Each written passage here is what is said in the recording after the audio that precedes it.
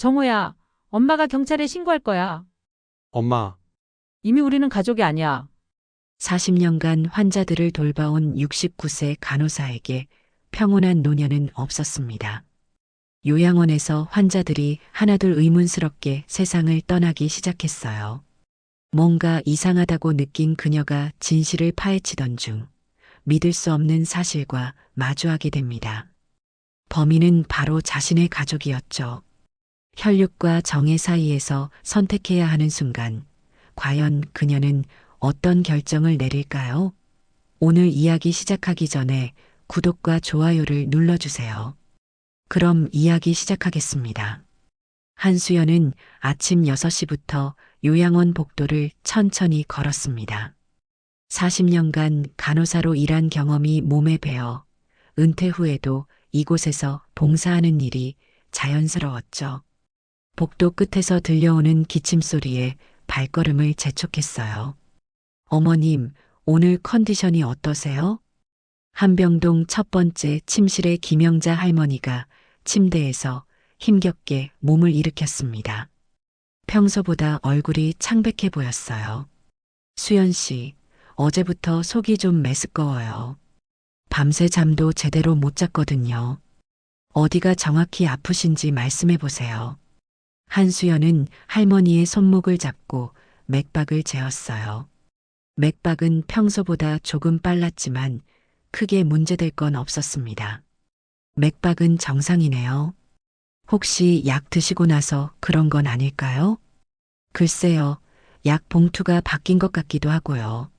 색깔도 다르고 크기도 완전히 달라졌어요. 한수연은 침대 옆 약통을 자세히 살펴봤습니다. 평소 보던 하얀 원형 알약 대신 연한 분홍색 타원형 알약이 들어있었어요. 정말 이상하네요. 언제부터 이런 약 드셨어요? 지난주 화요일부터요. 간호사가 새로운 약이라고 하더라고요. 처방전을 한번 확인해 볼게요. 잠깐만 기다리세요. 간호사실로 향하던 한수연은 복도에서 새로 부임한 박민철 원장과 마주쳤습니다. 키 큰 체격에 날카로운 인상의 박 원장은 언제나 차갑게 느껴졌어요. 한수연 씨, 벌써 출근하셨네요. 정말 부지런하시군요. 원장님도 일찍 오셨군요. 환자들 상태 확인하려고 일찍 왔어요. 요즘 시설 확장 때문에 정말 바빠서요. 새로운 병동도 지어야 하고 직원도 더 채용해야 하고요. 박 원장이 서류 뭉치를 들고 있었어요. 뭔가 급한 일이 있는 것 같았습니다. 그런데 환자들 약물 관련해서 뭔가 문제라도 있나요? 한수연은 박 원장의 날카로운 눈빛을 느꼈습니다. 뭔가 경계하는 듯한 표정이었어요. 김영자 할머니 약이 평소와 다른 것 같아서요.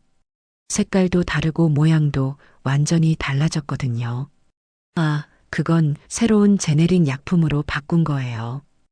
효과는 똑같고 비용은 30% 정도 절약되죠. 그렇군요.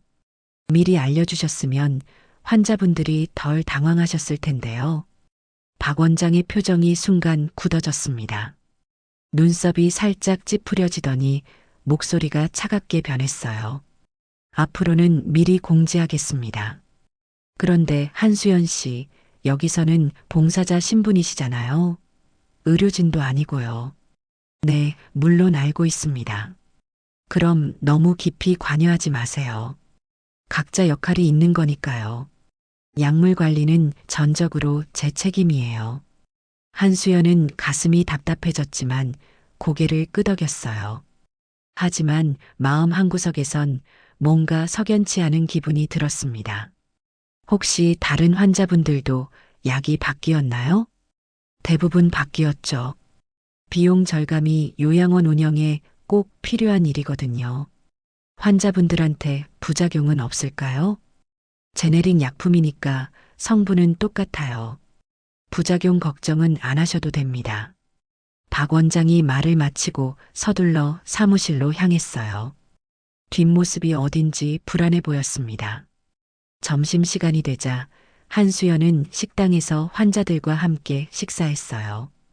평소보다 음식을 남기는 환자들이 눈에 띄었습니다. 이 고등어가 냄새가 좀 나는 것 같은데요? 조리사 박정희 씨가 어색하게 웃으며 대답했습니다. 요즘 식자재 업체가 바뀌어서 그래요. 예전보다 질이 좀 떨어지는 것 같아요. 업체가 바뀌었다고요? 언제부터요? 한 달 전쯤부터요. 원장님이 비용 절감 차원에서 더 싼 곳으로 바꾸셨대요. 한수연은 자신의 접시에 담긴 고등어를 살펴봤어요. 확실히 비린내가 평소보다 강했습니다. 예전 업체는 왜 바꾸신 걸까요? 문제라도 있었나요? 글쎄요, 저도 자세한 건 몰라요.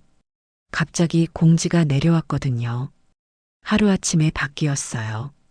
환자분들 반응은 어때요? 불만이 많으시죠? 음식 맛이 예전 같지 않다고 하시고요. 한수연은 환자들의 식사 모습을 지켜봤습니다.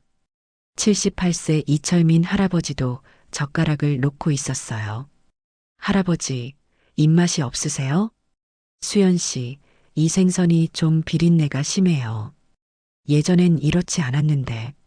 그럼 다른 반찬 드세요. 반찬도 짠맛이 이상해요.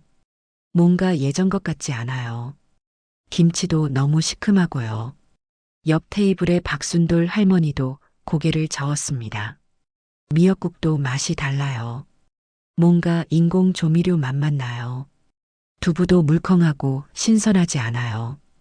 다른 환자들도 하나둘 불만을 표했어요. 음식의 질이 전반적으로 떨어진 게 분명했습니다. 정희 씨, 혹시 원장님한테 이런 얘기 해봤어요? 해봤죠. 그런데 비용 문제라고 하시면서 어쩔 수 없다고 하시더라고요. 환자분들이 불편해 하신다고 말씀드렸나요? 네, 그런데 곧 적응하실 거라고 하시면서 더 이상 얘기하지 말라고 하셨어요. 한수연은 걱정이 되어 창고 쪽으로 걸어갔습니다. 문이 살짝 열려 있어서 안을 들여다봤어요. 평소 보던 고급 식자재들이 보이지 않았습니다. 대신 포장지가 허술한 저가 제품들만 쌓여 있었어요. 누구세요? 갑자기 뒤에서 날카로운 목소리가 들렸어요. 박 원장이 팔짱을 끼고 서 있었습니다. 아, 원장님. 식자재를 확인해 보려고 했어요. 여기는 관계자 외 출입금지 구역입니다. 당장 돌아가세요. 박 원장의 목소리가 차갑게 변했어요. 눈빛도 경고하는 듯 했습니다. 식자재 질이 예전만 못한 것 같아서요. 환자분들이 많이 불편해 하시거든요. 그런 건 제가 알아서 할 일입니다. 더 이상 참견하지 마세요. 하지만 환자분들 건강이. 한수연 씨 경고합니다. 본분을 지키세요. 원장님, 저는 그냥 환자분들이 걱정되어서. 봉사자는 봉사자 역할만 하세요. 운영에 관한 일은 제가 책임집니다. 한수연은 뒤돌아 나왔지만 마음이 무거웠어요. 박 원장의 반응이 지나치게 민감했거든요. 저녁 무렵 한수연은 간호사 김소영과 복도에서 마주쳤습니다. 소영 씨, 요즘 환자들 상태가 어떤가요? 김소영은 주변을 둘러보더니 목소리를 낮췄습니다. 솔직히 말씀드리면 좀 이상해요. 하지만 다른 곳에서 말하면 안 돼요. 어떻게요? 구체적으로 말해주세요. 약물 변경 후에 소화불량 호소하시는 분들이 늘었어요. 그런데 원장님이 별거 아니라고 하시네요. 처방전과 실제 약이 일치하나요? 그게 문제예요. 처방전은 그대로인데 약품명이 다른 경우가 많아요. 한수연은 고개를 끄덕였습니다. 점점 의욕이 커지고 있었어요. 혹시 이런 얘기 다른 사람한테 했어요? 아니요. 원장님이 불필요한 소문 퍼뜨리지 말라고 경고하셨거든요. 경고를요? 네, 지난주에 직원회의에서 말씀하셨어요. 환자들 불안해할 수 있으니까 조심하라고요. 김소영의 표정이 어두워졌습니다. 분명히 뭔가 말하고 싶지만 못하는 게 있었어요. 원장님이 다른 얘기도 하셨나요? 요양원 평판 관리가 중요하다고 하시면서요. 외부에 안 좋은 소문 나면 모두 곤란해진다고요. 혹시 약 관리는 누가 하나요? 원장님이 직접 하세요. 예전에는 약사가 따로 있었는데 한 달 전에 그만두셨어요. 갑자기요? 네, 뭔가 말다툼이 있었던 것 같아요.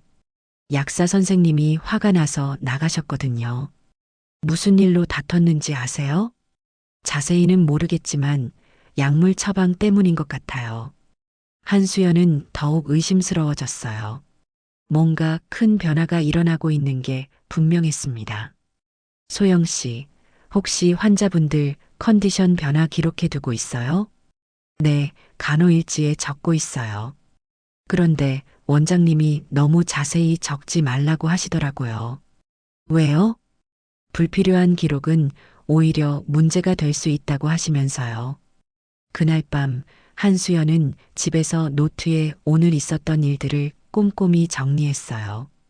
약물 변경, 식자재 질 저하, 환자들의 불편호소, 그리고 박 원장의 민감한 반응까지 뭔가 체계적으로 바뀌고 있어.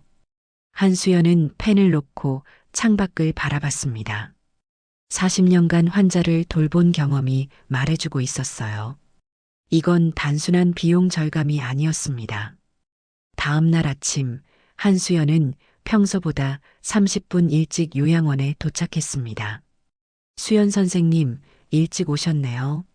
환자들 상태 확인하려고요.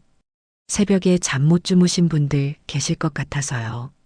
한수연은 각 병실을 돌며 환자들과 차근차근 대화했어요. 할아버지, 어젯밤 잘 주무셨어요? 잠을 못 잤어요. 속이 계속 아파서요. 언제부터 그러셨어요? 약이 바뀐 뒤부터요. 근데 간호사들한테 말해도 괜찮다고만 해요.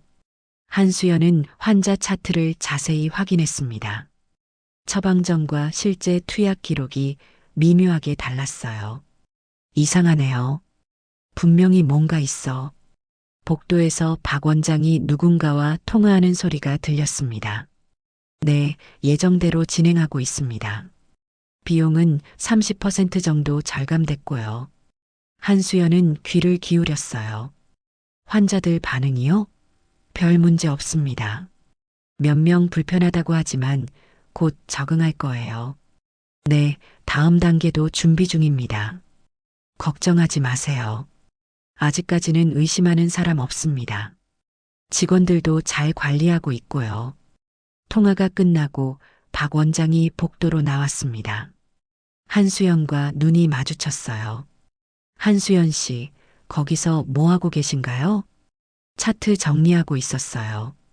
그런 일은 정식 직원들이 하니까 신경 쓰지 마세요. 박 원장의 목소리에 경계심이 묻어났습니다. 네, 알겠습니다. 앞으로는 본분에 충실하세요. 봉사자는 봉사자답게. 박 원장이 사라진 후 한수연은 더욱 확신했습니다. 뭔가 큰 일이 벌어지고 있다는 걸요. 단순한 비용 절감이 아니라 다른 목적이 있는 것 같았어요. 며칠 후 새벽 5시 한수연은 세병동에서 들려오는 급박한 소리에 잠에서 깼습니다. 간호사님, 빨리 와주세요. 응급 상황이에요. 78세 이철민 할아버지가 침대에서 의식을 잃고 쓰러져 있었어요. 한수연이 황급히 달려가 맥박을 확인했지만 이미 늦었습니다. 할아버지. 보호자인 아들 이동수 씨가 아버지를 흔들며 울부짖었습니다. 언제부터 이상하셨어요? 어제까지만 해도 괜찮으셨는데요. 저녁에 약 드시고 평소처럼 주무셨는데 갑자기 이렇게. 이동수 씨의 목소리가 떨렸어요. 눈물이 주체할 수 없이 흘러내렸습니다. 어제 저녁까지도 멀쩡하셨거든요. 제가 직접 확인했어요. 박 원장이 서둘러 나타났어요. 평소보다 얼굴이 굳어 있었습니다. 유가족분께 깊은 조의를 표합니다. 지병이 악화된 것 같네요. 지병이라고요? 아버지는 고혈압 외에는 별다른 병이 없으셨는데요. 이동수 씨가 박 원장을 바라보며 항의했습니다. 고혈압도 무서운 병입니다. 갑자기 악화될 수 있어요. 연세도 많으시고요. 그래도 너무 갑작스럽잖아요. 어제까지 멀쩡하셨는데 어르신들은 원래 그래요. 갑작스럽게 돌아가시는 경우가 많습니다. 한수연은 이철민 할아버지의 차트를 자세히 살펴봤습니다. 최근 처방이 바뀌어 있었어요. 원장님, 혈압약이 바뀐 건가요? 네, 더 효과적인 약으로 교체했습니다. 그런데 이 약은 기존 약과 성분이 완전히 다른데요. 이런 급격한 변화가 괜찮나요? 박 원장의 눈빛이 차갑게 변했습니다. 턱을 살짝 씹는 모습이 보였어요. 한수연 씨, 의료진도 아닌 분이 처방에 대해 왈가왈부하는 건 부적절해요. 하지만 환자 안전을 위해서 그런 건 제가 판단할 일입니다. 더 이상 참견하지 마세요. 원장님, 혹시 이런 사례가 더 있었나요? 박 원장이 날카롭게 한수연을 쳐다봤어요. 무슨 말씀이죠? 약물 변경 후 갑자기 돌아가신 분들 말이에요. 한수연 씨, 지금 뭘 의심하는 거죠? 이동수 씨가 두 사람의 대화를 듣고 끼어들었어요. 혹시 아버지가 약 때문에 돌아가신 건 아닌가요? 절대 그런 일 없습니다. 자연사입니다. 박 원장이 단호하게 말했지만 한수연은 의혹이 더욱 커졌어요. 원장님, 그럼 부검을 해봐야 하는 거 아닌가요? 필요 없습니다. 명백한 자연사거든요. 하지만 가족분이 원하신다면 부검은 복잡한 절차가 필요해요. 불필요한 일이죠. 이동수 씨가 고민하는 표정을 지었어요. 정말 약 때문이 아닐까요? 절대 아닙니다. 제가 보장합니다. 그날 오후 한수연은 시내 약국을 찾아갔습니다. 이철민 할아버지가 복용하던 두 가지 약을 가지고 갔어요. 약사님, 이 두 약을 함께 복용하면 어떻게 되나요? 약사가 성분표를 꼼꼼히 확인하더니 깜짝 놀란 표정을 지었어요. 이건 절대 함께 드시면 안 되는 약들이에요. 상호작용이 심각할 수 있거든요. 어떤 부작용이 있나요?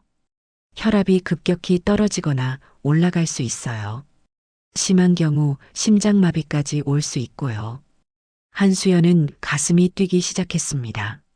손끝이 차가워지는 걸 느꼈어요. 누가 이렇게 처방했나요? 정말 위험한 조합이에요. 혹시 이런 약물 조합으로 사망한 사례가 있나요? 물론이죠. 그래서 절대 함께 처방하지 않는 거예요. 의학상식이에요. 이런 걸 모르는 의사가 있을 수 있나요? 있을 수 없어요. 기본 중에 기본이거든요.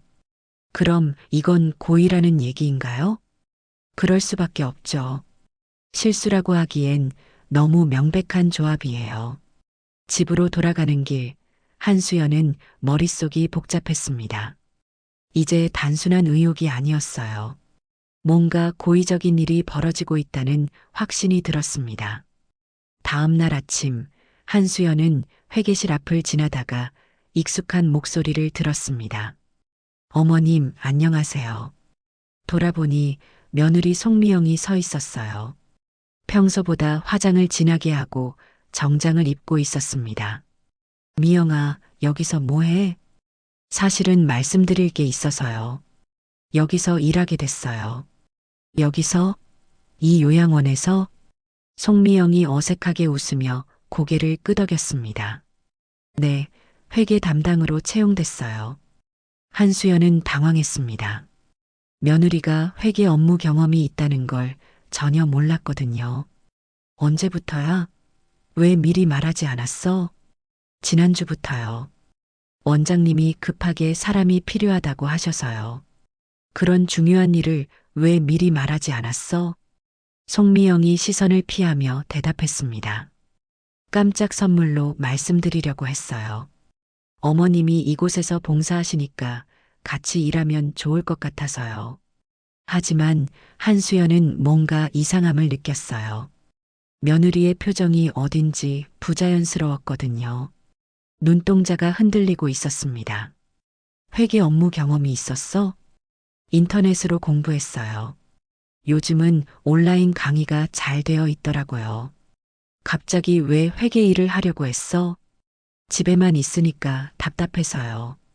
뭔가 보람 있는 일을 하고 싶었거든요. 면접은 언제 봤어? 지난주에요.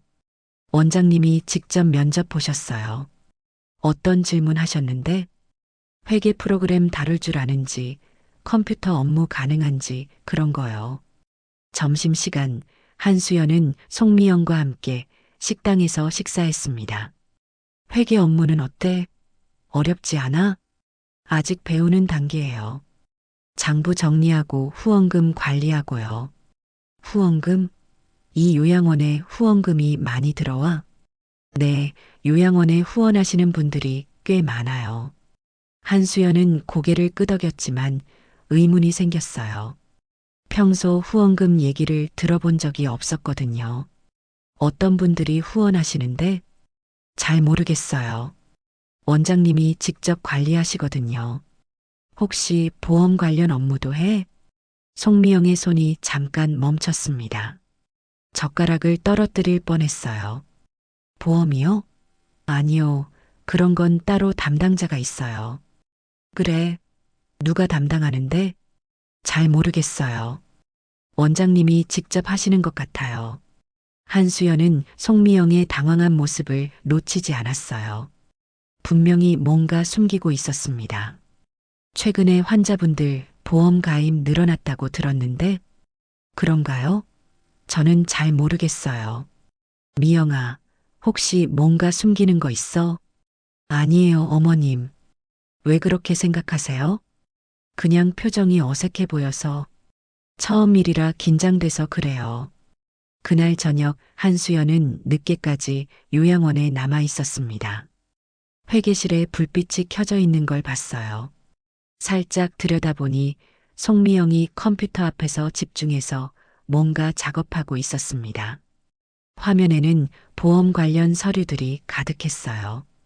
미영아. 송미영이 깜짝 놀라며 재빨리 화면을 끄려고 했습니다. 어머님, 언제 오셨어요? 지금 뭐 하고 있었어? 아, 그냥 정리할 게 있어서요.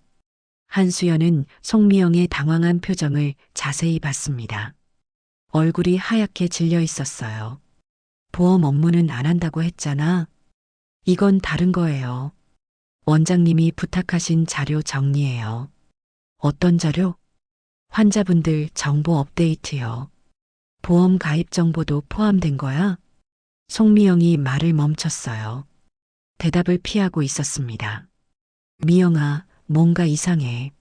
솔직히 말해줘. 정말 아무것도 아니에요. 한수연은 더 이상 묻지 않았지만 마음이 무거웠습니다. 며느리가 뭔가 큰일에 연루되어 있다는 느낌이 들었어요. 집에 돌아와서 아들 김정호에게 전화했어요. 정호야, 미영이가 요양원에서 일한다는 거 알고 있었어? 네, 엄마. 며칠 전에 얘기했어요. 너도 찬성했어? 미영이가 일하고 싶다고 해서요. 좋은 일 아닌가요? 그런데 회계 업무 경험이 있었나? 나는 전혀 몰랐는데. 김정호가 잠깐 말을 멈췄습니다. 호흡이 짧아지는 소리가 들렸어요. 엄마, 왜 그런 걸 다 캐묻으세요? 아니야, 그냥 궁금해서. 미영이 능력 있으니까 걱정 마세요. 요즘 공부도 많이 했고요. 정호야, 너 요즘 일이 뭐야? 보험 관련 업무예요. 왜요? 어떤 보험? 생명보험이요. 엄마, 왜 갑자기 그런 걸 물어보세요? 그냥 궁금해서. 요즘 바빠? 네, 새로운 상품 개발 때문에 정말 바빠요. 전화를 끊고 나서 한수연은 혼란스러웠어요. 가족들이 뭔가 숨기고 있는 것 같았거든요. 그날 밤 한수연은 침대에 누워 모든 상황을 정리해 봤습니다. 이철민 할아버지의 갑작스러운 죽음, 약물 처방의 이상함, 그리고 며느리의 갑작스러운 취업까지 우연이 너무 많아. 한수연은 노트에 새로운 의혹들을 적었어요. 이제 단순한 의심이 아니라 확신에 가까워지고 있었습니다. 뭔가 계획적인 일이 벌어지고 있다는 걸 직감했어요. 다음 날 한수연은 다른 환자들의 상태도 확인해 봤습니다. 여러 명이 최근 약물이 바뀌었고 모두 컨디션 난조를 호소하고 있었어요. 뭔가 큰 일이 벌어지고 있어. 한수연은 확신했습니다. 단순한 의료사고가 아니라 계획적인 범죄가 진행되고 있다는 거요. 며칠 후 밤 11시 한수연은 요양원에 깜빡 놓고 간 스웨터를 가지러 갔습니다. 주차장에 도착하니 익숙한 차가 보였어요. 아들 김정호의 검은색 소나타였습니다. 정호가 왜 이 시간에 여기에? 한수연은 요양원 뒤편으로 조용히 돌아갔어요. 비상구 근처에서 김정호와 박 원장이 작은 목소리로 대화하는 게 보였습니다. 서류는 다 준비됐나요? 네, 김정호 씨. 부인이 깔끔하게 정리해줬어요. 박 원장이 서류 봉투를 김정호에게 건넸습니다. 보험금 지급 절차는 어떻게 되죠? 사망 후 30일 이내에 처리됩니다. 걱정하지 마세요. 한수연은 믿을 수 없었어요. 아들이 박 원장과 보험금 얘기를 하고 있었거든요. 이번 거는 얼마나 나와요? 3천만 원 정도 될 것 같습니다. 수수료는 30%로 약속했잖아요. 김정우가 고개를 끄덕였어요. 다음 대상자는 누구로 할까요? 78세 박순돌 할머니가 적당할 것 같아요. 가족도 거의 안 오고 치매도 있어서 말도 안 통하고요. 보험 가입은 완료됐나요? 어제 마쳤습니다. 가족 동의서도 위조해서 처리했고요. 한수연은 다리에 힘이 빠졌습니다. 나무 뒤에 몸을 숨기고 계속 들었어요. 그럼 언제 실행하죠? 일주일 후쯤이 적당할 것 같습니다. 너무 빠르면 의심받을 수 있으니까요. 김정호가 주머니에서 두꺼운 봉투를 꺼내 박 원장에게 건넸어요. 수고비입니다. 이번에도 잘 부탁드려요. 감사합니다. 앞으로도 계속 잘 부탁드려요. 박 원장이 봉투를 받으며 만족스럽게 웃었습니다. 부인 쪽에서는 문제 없죠? 미영이가 장부 조작을 완벽하게 해줘서 전혀 문제 없어요. 회계 프로그램도 잘 다루던데요? 원래 그쪽 일 했거든요. 결혼 전에. 그래서 채용한 거군요. 네, 일석이조죠. 가족이니까 더 믿을 수 있고요. 다행이네요. 혹시 의심하는 사람은 없죠? 한수연 씨가 좀 신경 쓰이긴 해요. 너무 자세히 관찰하거든요. 어머니 말씀이세요? 김정호의 목소리가 차갑게 변했어요. 괜찮을 거예요. 설마 친아들을 의심하겠어요? 그렇긴 하지만 조심해야 할 것 같아요. 어머니가 뭔가 눈치채시면 어떻게 하죠? 그럴 일은 없을 거예요. 하지만 만약 그런 일이 생기면 박 원장의 목소리가 낮아졌어요. 그때 가서 생각해 봅시다. 만약 발각되면 어떻게 하죠? 그럴 일은 없을 거예요. 하지만 혹시라도 그런 일이 생기면 모든 책임은 제가 지겠습니다. 김정호 씨는 단순히 보험 상품을 판매한 것 뿐이니까요. 고맙습니다. 정말 든든해요. 지금까지 몇 명 정도 됐죠? 이철민 씨 포함해서 지금까지 3명이요. 한수연은 충격을 받았어요. 이철민 할아버지 외에도 더 많은 피해자가 있었던 거예요. 그럼 다음 주에 또 연락드릴게요. 네, 기다리겠습니다. 두 사람이 헤어진 후 한수연은 차 안에서 한참 동안 울었습니다. 40년 동안 사랑으로 키운 아들이 환자들을 죽이는 일에 관여하고 있다는 현실을 받아들일 수 없었어요. 집에 돌아가니 김정호가 거실에서 텔레비전을 보고 있었습니다. 정호야, 어디 갔다 와? 회사 야근하고 왔어요. 야근을? 이 시간에? 프로젝트 마감이 급해서요. 요즘 정말 바빠요. 한수연은 아들의 거짓말을 들으며 가슴이 찢어지는 것 같았습니다. 정호야, 내가 하는 일이 정확히 뭐야? 보험 상품 기획이에요. 왜 갑자기 그런 걸 물어보세요? 어떤 보험? 생명보험, 건강보험 이런 거요. 한수연은 더 이상 묻지 못했어요. 목이 메어서 말이 나오지 않았습니다. 엄마, 왜 그래요? 어디 아픈가요? 아니야, 괜찮아. 요즘 많이 피곤해 보이시는데 병원 가보시는 게 어때요? 괜찮다고 했잖아. 한수연은 아들을 바라보며 절망했어요. 겉으로는 여전히 착한 아들 같았지만 실제로는 살인에 가담하고 있었거든요. 다음 날 한수연은 송미영을 따로 불러 대화했습니다. 미영아, 요즘 정우가 일이 많다며? 네, 새로운 프로젝트 때문에 정말 바빠요. 어떤 프로젝트?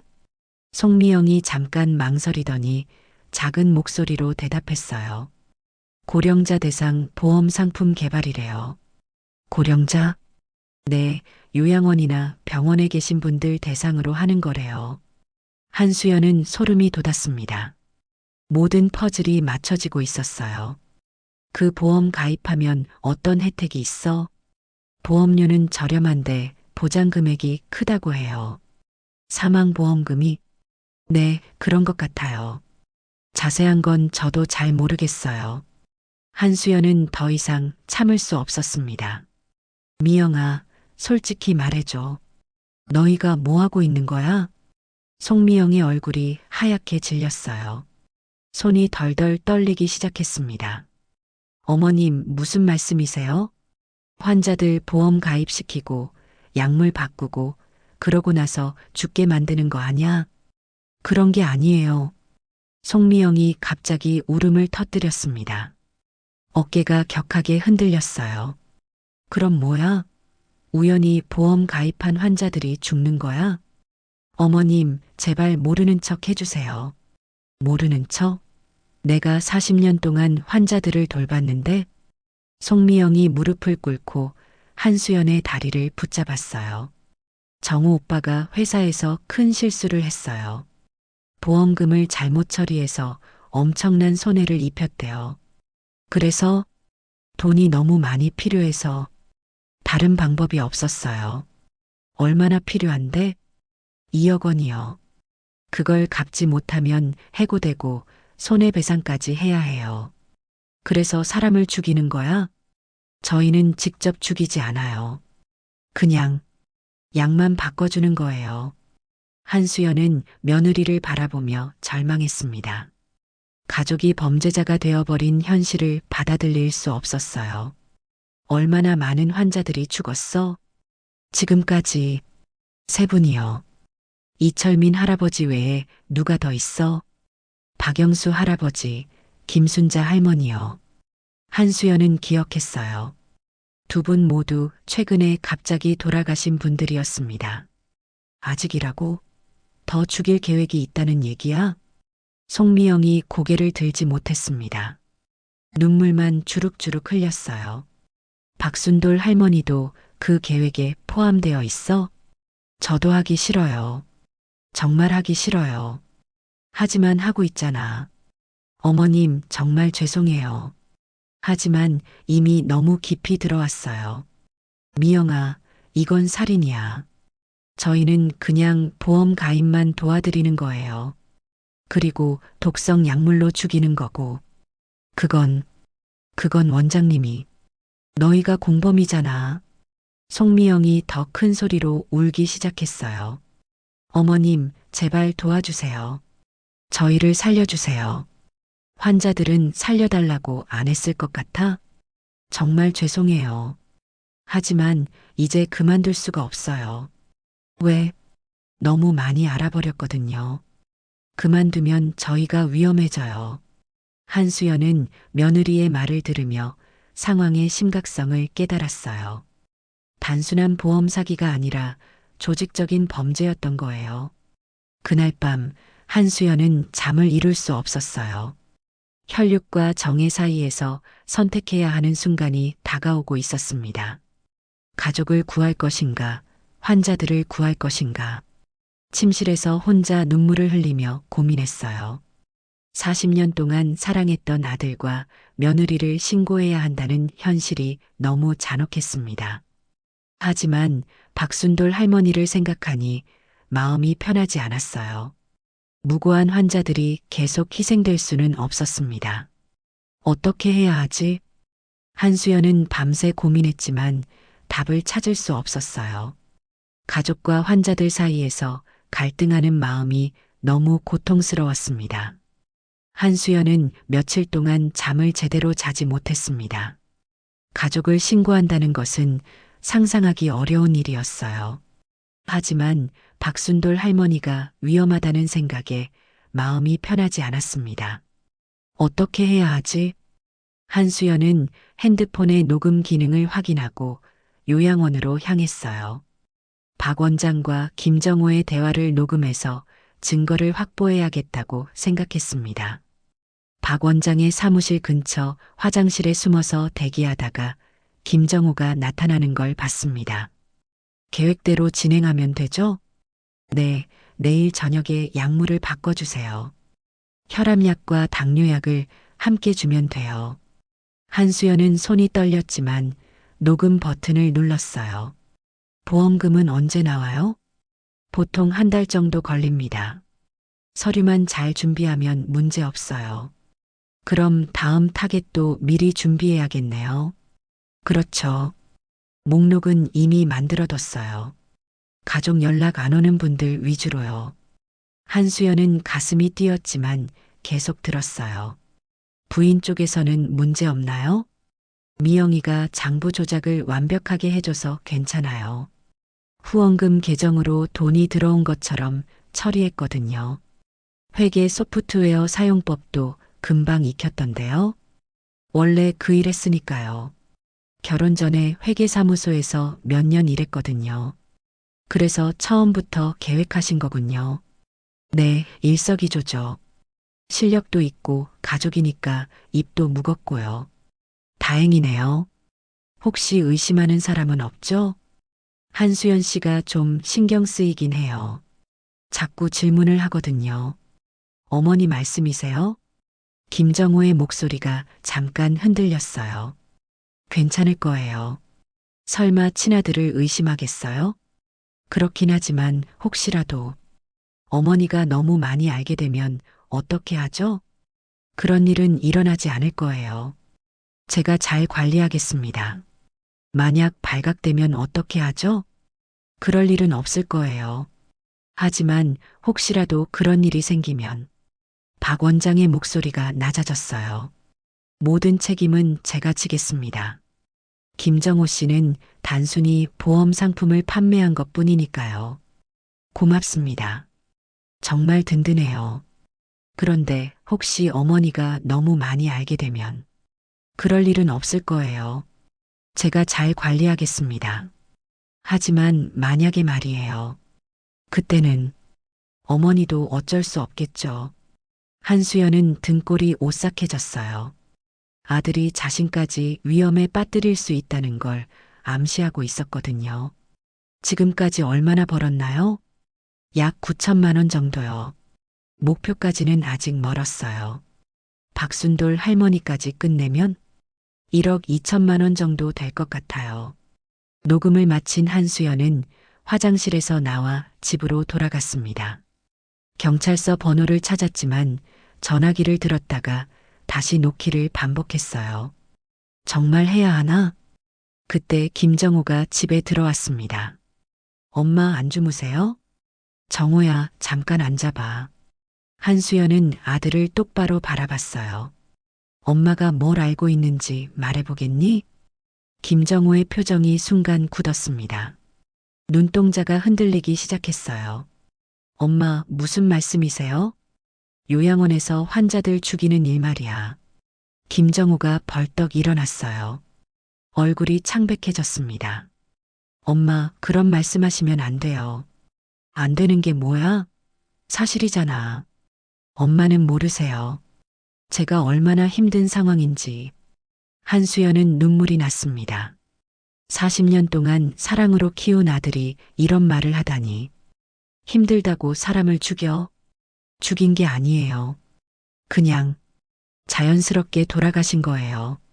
자연스럽게 독성 약물 조합으로. 김정호가 깜짝 놀라며 뒤로 물러났어요. 엄마가 어떻게 그걸 알아요? 40년간 간병일 한 사람이 그것도 모를 줄 알았어? 한수연은 휴대폰을 꺼내 녹음 파일을 보여줬습니다. 정호야, 지금이라도 그만둬. 엄마, 제발 모르는 척 해주세요. 가족이잖아요. 김정호가 한수연의 발 앞에 무릎을 꿇었어요. 가족이라서 더 못 봐주겠어. 엄마, 정말 죄송해요. 하지만 이미 너무 많이 진행됐어요. 박순돌 할머니는 어떻게 할 거야? 그분도 계획에 포함되어 있어요. 언제? 내일 밤에요. 정호야, 그 할머니는 치매 환자야. 뭘 잘못했다고 죽여? 엄마, 저도 하기 싫어요. 하지만 어쩔 수 없어요. 어쩔 수 없긴 뭐가 어쩔 수 없어. 한수연은 더 이상 참을 수 없었습니다. 정호야, 엄마가 경찰에 신고할 거야. 엄마. 김정호가 한수연의 다리를 붙잡고 울기 시작했어요. 엄마, 제발요. 우리 가족이 어떻게 돼요? 이미 우리는 가족이 아니야. 엄마, 정말 죄송해요. 다시는 안 할게요. 이미 늦었어. 박순돌 할머니는 내가 지킬 거야. 엄마, 그러시면 우리뿐만 아니라 엄마도 위험해져요. 뭐라고? 박 원장이 그랬어요. 만약 이 일이 발각되면. 김정호가 말을 멈췄어요. 뭐라고 했는데? 엄마도 입을 막아야 할 수도 있다고. 한수연은 아들을 밀어내고 112에 전화했습니다. 신고할 게 있습니다. 어떤 사건인가요? 요양원에서 보험 사기와 살인이 벌어지고 있어요. 구체적으로 말씀해 주세요. 경기도 교회 전원마을 요양원에서 환자들에게 보험을 가입시킨 후 독성 약물로 죽이고 있습니다. 신고자 성함과 연락처 말씀해 주세요. 한수연입니다. 요양원에서 봉사하고 있고요. 증거가 있으신가요? 녹음 파일과 약물 조합 자료가 있습니다. 내일 아침에 수사팀이 출동하겠습니다. 다음 날 새벽 6시 경찰이 요양원에 도착했어요. 한수연이 미리 연락한 기자들도 함께 왔습니다. 수색영장입니다. 박 원장이 당황하며 나왔어요. 평소의 당당한 모습은 사라졌습니다. 무슨 일입니까? 보험 사기 및 살인 혐의로 수사합니다. 경찰은 회계실과 원장실을 샅샅이 뒤졌습니다. 송미영이 숨겨둔 서류들과 박 원장의 컴퓨터에서 증거들이 쏟아져 나왔어요. 이게 뭡니까? 환자 명단과 보험 가입 내역이에요. 왜 환자 사망 날짜까지 미리 적혀 있죠? 박 원장은 아무 말도 할 수 없었습니다. 얼굴이 흙빛으로 변했어요. 약물 조합표도 있네요. 이건 뭡니까? 치료용 약물 조합입니다. 독성 조합이잖아요. 이걸로 환자를 죽인 거죠? 김정호도 회사에서 체포됐어요. 보험금 지급 승인 기록과 박 원장과의 통화 내역이 모두 발견됐습니다.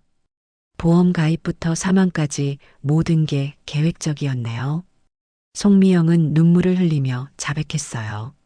죄송합니다. 정말 죄송합니다. 환자 가족들이 요양원으로 몰려왔습니다. 우리 아버지도 보험 가입했는데 혹시 독살당한 건 아닌가요? 재수사해 주세요. 어떻게 이런 일이 있을 수 있어요? 한수연은 환자 가족들의 원망 섞인 시선을 받으며 고개를 숙였어요. 죄송합니다. 제가 더 빨리 알아챘어야 했는데. 아니에요, 선생님.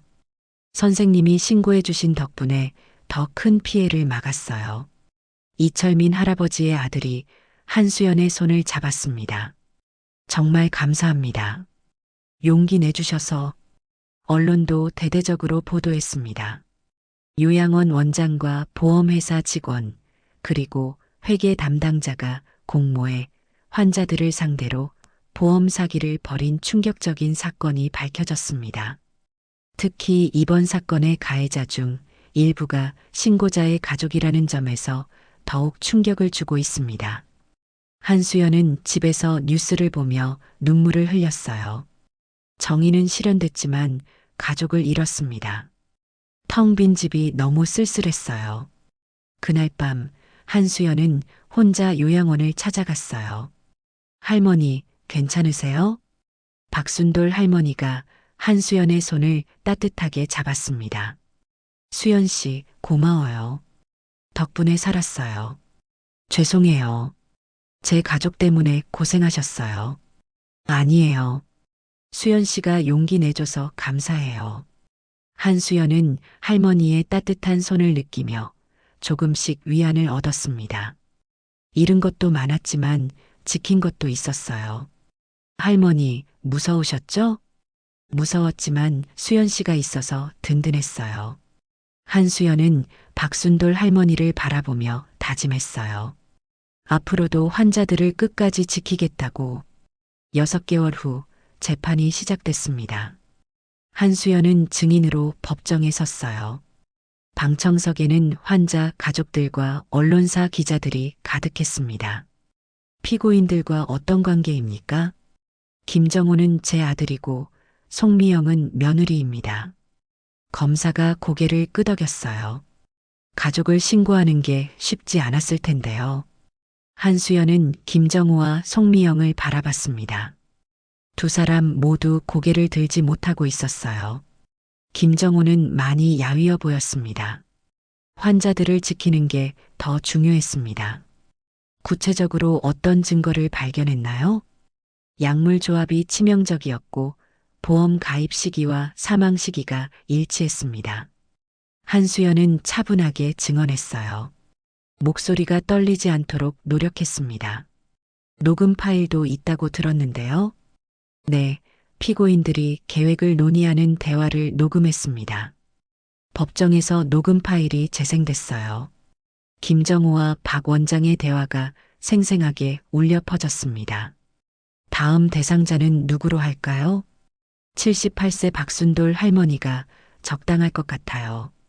방청석에서 탄식 소리가 들렸어요. 박순돌 할머니의 조카가 울음을 터뜨렸습니다. 판사가 물었어요. 피고인들에게 하고 싶은 말이 있습니까? 한수연은 잠시 망설였어요.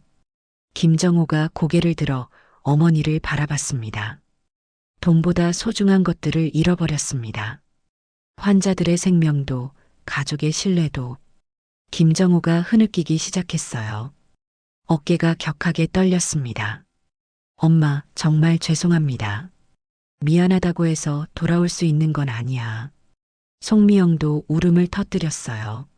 어머님, 용서해 주세요. 용서는 시간이 필요해. 재판부는 김정호에게 징역 8년, 송미영에게 징역 5년, 박 원장에게 징역 12년을 선고했습니다. 피고인들은 환자들의 생명을 돈벌이 수단으로 여긴 중대한 범죄를 저질렀습니다. 판사의 목소리가 법정에 울려 퍼졌어요. 특히 가족이라는 신뢰관계를 악용한 점을 심각하게 봅니다. 또한 가장 약한 존재인 고령 환자들을 대상으로 한 점에서 죄질이 매우 불량합니다. 한수연은 법정을 나서며 복잡한 심정이었어요. 정의는 실현됐지만 가족은 사라졌습니다. 요양원은 새로운 이사회 체제로 완전히 바뀌었어요. 한수연도 정식 간병 담당자로 채용됐습니다. 한수연 선생님, 감사합니다. 새로 부임한 김혜진 원장이 정중하게 인사했어요. 앞으로 이런 일이 다시는 일어나지 않도록 하겠습니다. 투명한 운영이 가장 중요해요. 네, 모든 회계 내역을 공개하고 매월 외부 감사도 받을 예정입니다. 약물 관리는 어떻게 하실 건가요? 전문 약사를 새로 채용했고 이중 체크 시스템을 도입했습니다. 보험 관련 업무는요? 외부 전문 기관에 위탁해서 투명하게 처리하겠습니다. 환자들도 한수연을 더욱 따뜻하게 맞아줬어요. 수연 씨 덕분에 우리가 살았어요. 아니에요. 당연한 일을 했을 뿐이에요. 박순돌 할머니가 한수연의 손을 두 손으로 감쌌습니다. 선생님, 가족 일로 많이 힘드시죠? 괜찮아요. 할머니들이 제 진짜 가족이에요. 한수연은 진심이었어요. 혈연보다 더 소중한 인연이 있다는 걸 깨달았거든요. 선생님은 우리의 구원자예요. 김영자 할머니도 눈물을 흘렸습니다. 우리가 선생님을 어떻게 보답해야 할지 모르겠어요. 그냥 건강하게 계시는 게 가장 큰 보답이에요.